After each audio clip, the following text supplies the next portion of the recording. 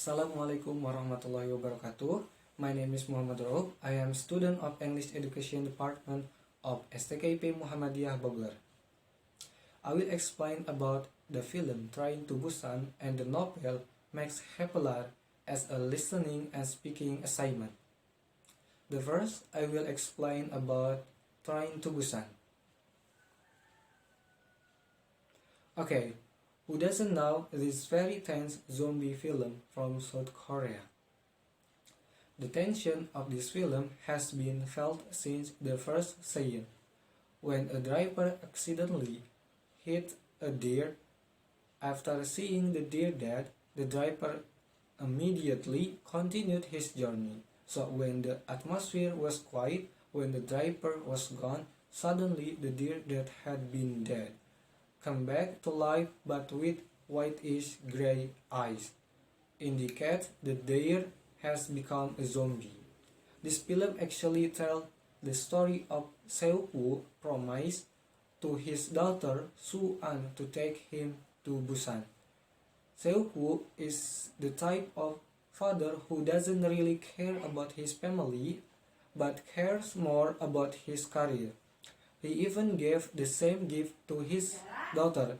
It turns out that his daughter only asked for a present in the form of her father taking her to Busan so Soo-an could meet her mother. Feeling guilty, Seo-woo ends up taking his daughter to Busan. Arriving at the train, his father then fell asleep, while his son witnessed things that were not right, like when there was a report that there were suspicious passengers in the toilet, and after being examined, it turned out that a beggar was scared while constantly saying they are all dead. Soo-an also witnessed when the guard outside the train was attacked by someone. There was actually violence going on at the station. Even violence has also spread in the region. Only the occupants of the train don't realize that it was caused by the spread of the zombie virus. Well, one of the victims of violence at the station managed to escape guard and enter the train without the knowledge of the train guard. One of the female train guards saw this. They reported it, but before they could check it, the train guard was beaten by the victim, who had turned into a zombie. This is where the forerunner to the spread of the zombie virus on the train to Busan.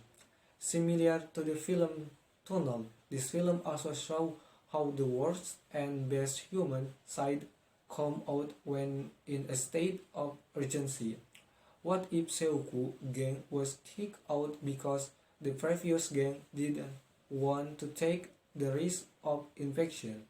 Seo-woo's attitude, which was originally selfish, also changed for the better after he and his daughter were rescued.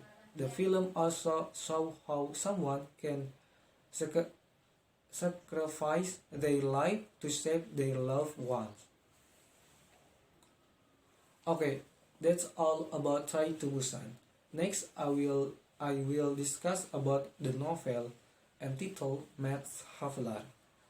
Regarding his literary work, which is quite austere in his own country, Max Havelaar tells about a coffee broker in the Netherlands named Droogstoppel. Just like most other Dutch businessmen, Droogstoppel is a businessman who always wants to prioritize personal gain over mutual benefit. However, Droogstoppel's personality changes slightly when he meets an old school friend named Salman, who is a poet and has just returned from the Indies. At first, Droogstoppel didn't want to have any further contact with Salman because Salman looked poor and he thought it would have a bad influence on his authority. However, feeling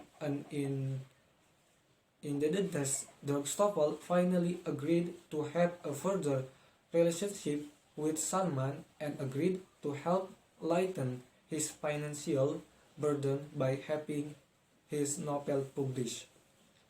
With the help of some of his office employees, Drogstopol began to compile the novel manuscript that was sent by Salman. In the manuscript of novel, there is a main character called Max Havelaar, who is a new assistant resident in Lebak who is none other than Salman himself throughout the storyline. Max Havelaar is described as a just leader who is willing to sacrifice his personal right for the benefit of others.